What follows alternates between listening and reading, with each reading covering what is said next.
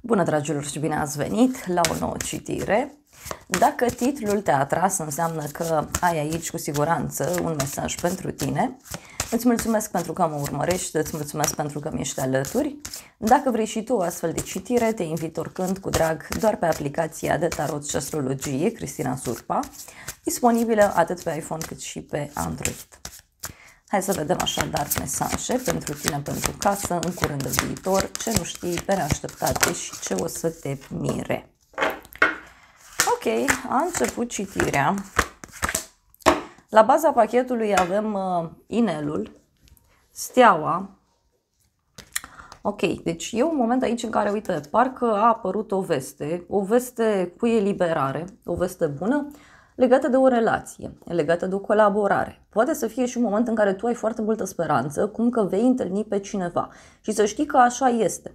Cu siguranță simți că cineva urmează să intre în viața ta, cu siguranță simți aici că lucrurile se vor clarifica, vor merge spre bine.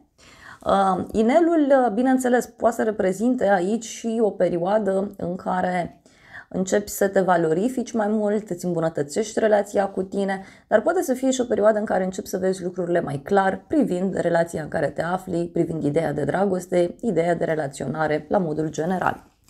Pentru tine avem șarpele, multe tentații în momentul ăsta, multă pasiune, o atracție foarte mare pe care o văd aici față de cineva, față de ceva, îți dorești cu tot sufletul un anumit lucru. Mai poate să însemne în acest moment că ai o rivală, da? Sau o persoană care își urmărește interesul. Poate să fie vorba despre o persoană care își dorește poate ceva ce e al tău, dar pentru alții poate să însemne și un moment în care reușiți prin felul vostru de a fi să vă atingeți un anumit scop. Hai să vedem totuși ce e cu personajul ăsta. E o perioadă în care 5 de bâte, gelozie, gânduri, agitații, deci poate e un moment în care ești mai gelos, mai geloasă, sau e un moment în care te agiți foarte mult în legătură cu ceva anume. Pajul de spade, împărăteasa, o conexiune cu zodia Taur, zodia Balanță. Văd că ești foarte curios sau foarte curioasă în legătură cu o femeie importantă din viața ta. Mai poate să însemne și faptul că te afli într-o perioadă în care ești foarte energic sau energică. Poate să fie și o femeie importantă din viața ta care se interesează de tine, se interesează în legătură cu ceva anume. Poate te interesezi cum anume să îți obții un anumit confort.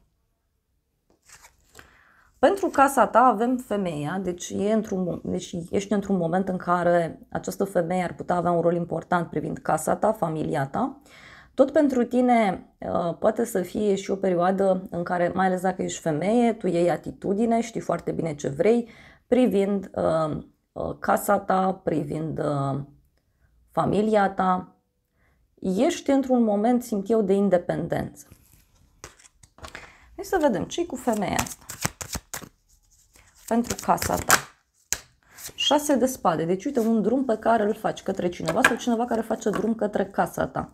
Poate să fie o perioadă în care vrei să faci o călătorie împreună cu membrii familiei sau mai poate să însemne și faptul că aștepți pe cineva să-ți vină în vizită. Dar văd aici clar și niște planuri pe un termen mai lung. Mai vreau o carte pentru casa ta.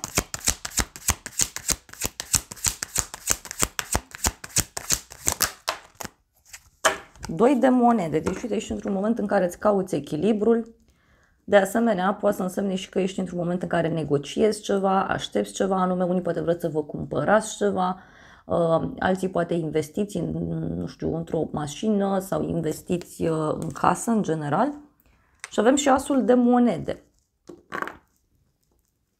Parcă ceva se tot amână, simt eu să transmit, dar pe de altă parte, nu știu, pe tine ca femeie te văd foarte cumpătată, foarte liniștită.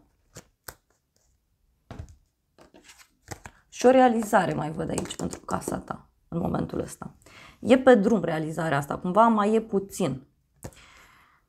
Următoarea carte îmi arată mie o bucurie mare pentru tine. O petrecere la care mergi, un eveniment, poate să fie și un moment de odihnă pe care ți-l iei și vrei să te relaxezi, să te simți bine.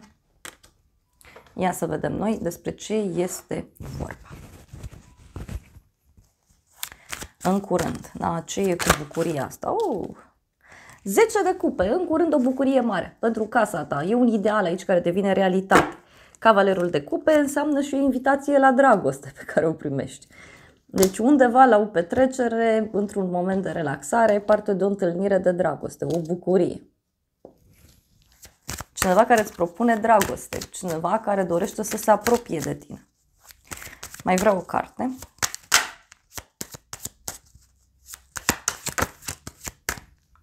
Șapte de bâte. Și văd aici foarte mult curaj pe care îl ai în curând. Vestea asta îți dă multă putere, mai poate să însemne și că vestea aceasta îți aduce siguranță, îți aduce stabilitate. Dar văd pe cineva, uite, foarte hotărât, foarte determinat.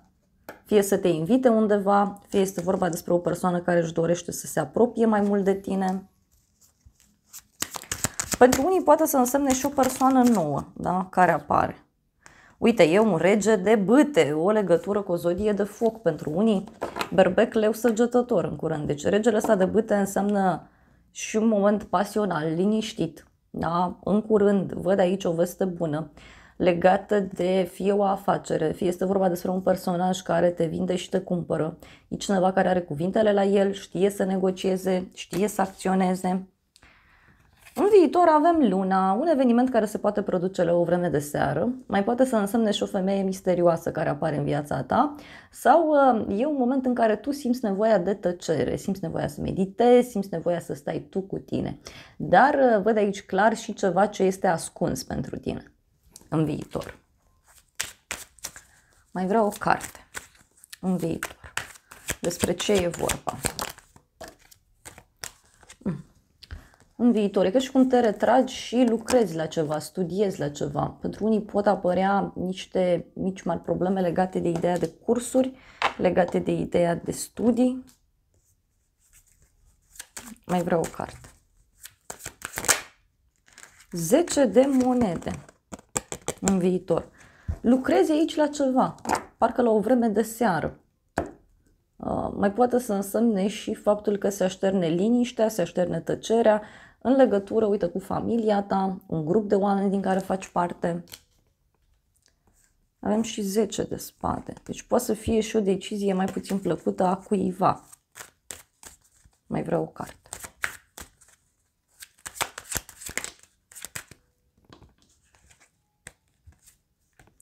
Opt de monede, 9 de bâte.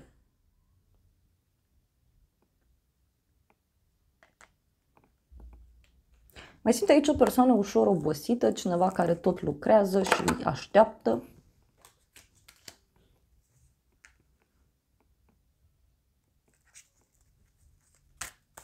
O încurcătură care se rezolvă. Pentru unii poate să fie ceva din trecut. Sau poate e ceva legat de un suflet pereche. Simt eu și o conexiune aici puternică. Ce nu știi tu, avem banii, da? Ce nu știi tu aici, o persoană care are o foarte mare încredere în tine, în general în viață. Este vorba despre un personaj foarte stabil, material. E o persoană iubitoare, tolerantă, dar e cineva pentru care partea asta materială e foarte importantă. Da? Partea de bani. Ia să vedem noi despre ce e vorba. Ce nu știi tu aici? Ce nu știi? 4 de monede, o hotărâre. Cineva care e foarte hotărât. Cineva care a luat o hotărâre legată de bani. Mai poate să fie.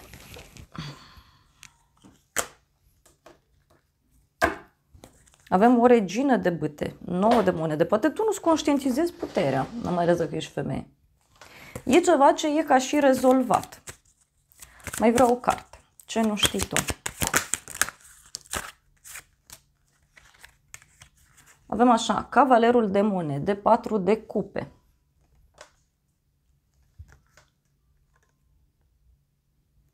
E un personaj aici care simte ca obosit. E ca și cum cuiva nu-i place, nu-i convine un anumit lucru. E un personaj care simte nevoia de o pauză, de o odihnă, cineva care simte nevoia să se relaxeze. Mai vreau o carte. 5 de monede. Aici cineva care se simte singur, abandonat, poate să fie și o persoană care are o problemă de sănătate aici în jurul tău, sau cuiva nu-i place această problemă sau obosit în legătură cu această problemă legată de sfera financiară. E un personaj care, uite, se stresează, dar până la urmă, da, e ca și cum vede lumina de la capătul tunelului, vede victoria asta și până la urmă se calmează. Hai să vedem despre ce e vorba, da? Ce nu știi tu, că e ceva legat de bani aici, din ce văd eu.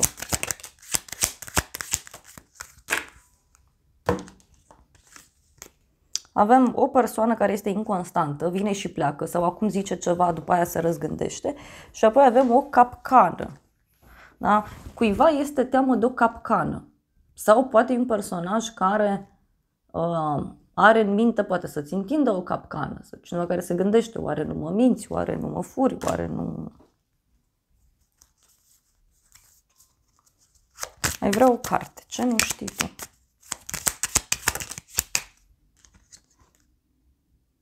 Avem împăcare. Da? Cineva care a dat la pace. Cineva care s-a împăcat cu cineva.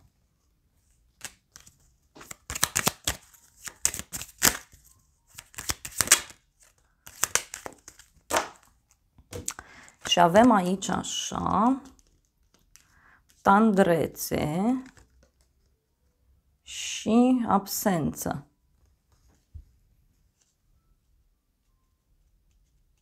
Cred că e cineva care nu e sigur pe el sau sigură pe ea.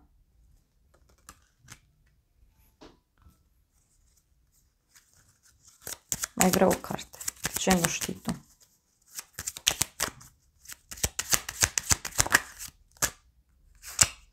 O excursie, uite, o călătorie. Cineva se gândește să facă un drum către tine sau se gândește să te invite undeva. Da, poate cineva care e furios aici. Și ce mai văd eu? Avem cadou și căsătorie. Deci poate cineva se gândește aici că are nevoie de mai multă stabilitate din partea ta și posibil să-ți propună o călătorie undeva. Sau cineva merge într-o călătorie și nu-ți spune. Pe neașteptate, un personaj hotărât sau o hotărâre care se ia și care fie are legătură cu ideea de familie, casă. Văd aici un personaj hotărât, sigur pe el. E un personaj foarte înrădăcinat, dar e o persoană pe care nu o mai scos de acolo. Ia să vedem noi despre ce e vorba. Pe neașteptate. Așteptate avem luna și 8 de spade. O conexiune cu zodia pești. Deci din nou e luna. Pe neașteptate e cineva care are o obsesie. Cineva care e foarte încăpățânat. E cineva care are în minte ceva, dar nu-l scos de acolo sau nu-l scos de acolo.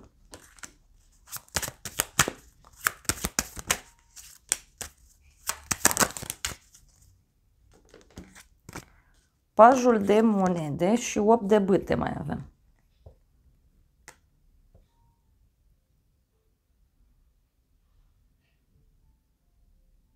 Poate să fie o teamă pe care ți-o învingi. Poate să fie și asta.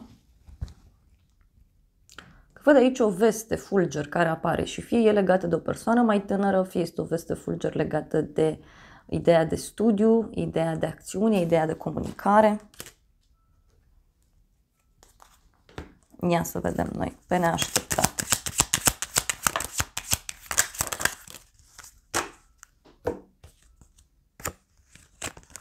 Cineva care așteaptă, avem o văduvă și o revelație importantă. Deci pe neașteptate parcă e cineva în jurul tău care are o revelație. Zice, gata, asta e soluția sau gata, până aici funcționăm. Pe neașteptate.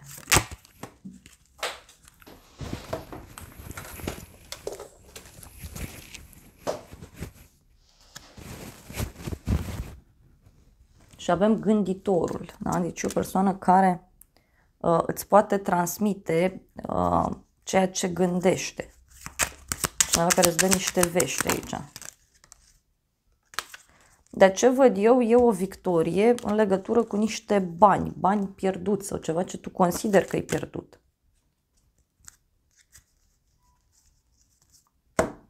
Ce o să te mire? Câinele, da? Ce o să te mire? Un prieten sincer, o veste pozitivă, cineva care ți este fidel, cineva care ți este alături, o persoană care te protejează, da? Hai să vedem ce e cu această carte, da? Ce e cu câinele ăsta? Cineva care te așteaptă în prag. Ce o să te mire? Un prieten hotărât cu asul de spade și 4 de bâte. Ce o să te mire? Deci e cineva care, știu eu, poate să apară în viața ta din nou, mi-apare aici la o petrecere, la o zi sfântă, o zi mare. Ce o să te mire are legătură și cu o veste pozitivă pe care o primești, o veste care ți aduce bucurie. Dar uite, văd eu o decizie de destin.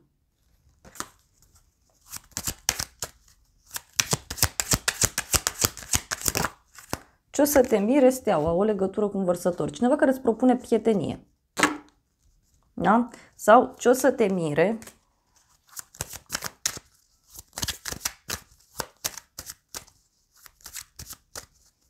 Are legătură cu cineva care speră la tine.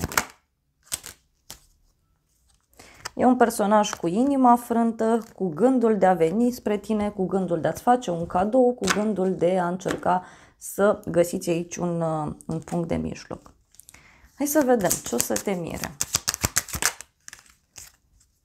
O discuție în contradictoriu și cineva care se retrage, cineva care pleacă, cineva care fuge.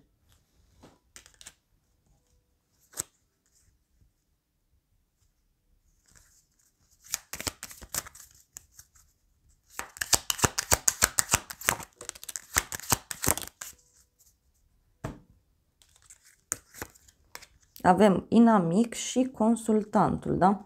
Poate să fie o persoană care poate nu te suportă sau e o persoană mai dușmanoasă din fire și care vine să-ți ceară o părere sau vine și îți spune despre o veste importantă.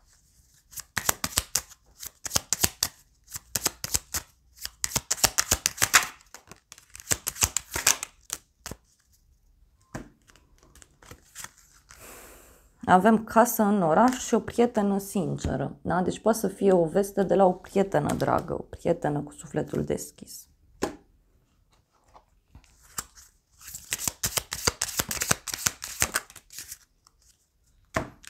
Avem așa, mască, cineva care nu-și arată cu adevărat sentimentele, e o persoană ascunsă, perfidă, cineva care pretinde, da? Deci o persoană mincinoasă aici pe care eu o văd, niște măști care cad jos de pe față, pentru că mai apoi mi-apare fluturele. Relație care merge la următoarea fază, a vindeca acel copil interior, creștere. Da? E ca și cum, nu știu, îți cade o mască de pe față și începi să vezi lucrurile mai clar. Sau cuiva îi cade o mască de pe față în jurul tău și începi să vezi lucrurile mult mai clar.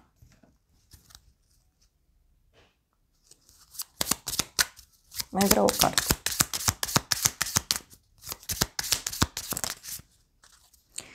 Și avem așa, fata cu șarpele, o persoană narcisistă, empatică în același timp, bineînțeles. Cineva care se simte folosit, cineva care nu e disponibil și apoi avem iubire totuși. Avem o iubire necondiționată, pasiune, afecțiune, atracție. Da, eu cred că are legătură și cu cineva căruia cam cade masca de pe față și atunci aici se pot lua niște hotărâri importante. Poate să apară și cineva nou în viața ta. Pentru că, uite, avem cineva care te place, romantismul este în jurul tău, a flirta, a vrea să te întâlnești. Deci cineva care vrea să te întâlnească. Poate să fie cineva nou, uite.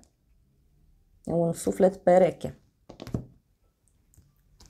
Hai să vedem ce zice și oracolul meu în legătură cu toată povestea asta. Ia să vedem.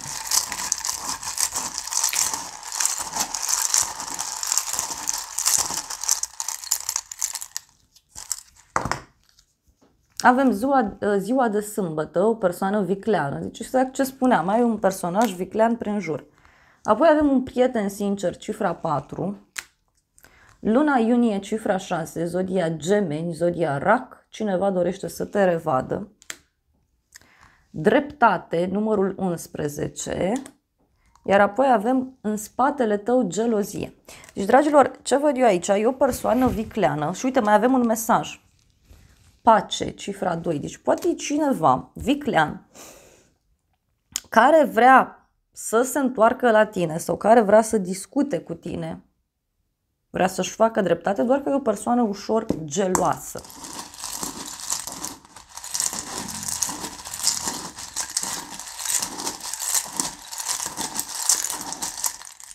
Oh! A ieșit și o carte singură, ia uite, că te vorbește cineva de bine. Luna aprilie, cifra 4, zodia Taur, zodia Berbec. Avem o petrecere, o amiciție, zodia Leu, iar apoi avem bani mulți, luna decembrie, numărul 12, zodia Săgetător, zodia Capricorn. Deci poate să fie aici o realizare foarte mare. Deci e o bucurie, e o altă etapă.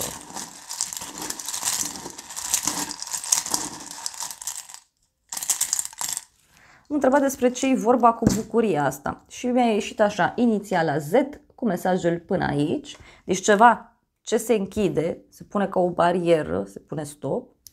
Apoi avem anotimpul de toamnă cu mesajul femeie matură, tentație, Lilith, da? Iar ultimul mesaj e Jupiter, noroc. Deci are legătură cu un noroc foarte mare pe care tu îl ai. Da? Poate să fie cineva care închide ceva, o persoană care pune punct undeva anume. Na. Dragilor, acestea au fost previziunile de această dată. Eu vă mulțumesc pentru prezență, vă îmbrățișez cu drag, sper din suflet să vă fie de folos informațiile și să ne revedem cu bine și data viitoare. Eu vă doresc să aveți parte de o zi sau de o seară cât mai frumoasă.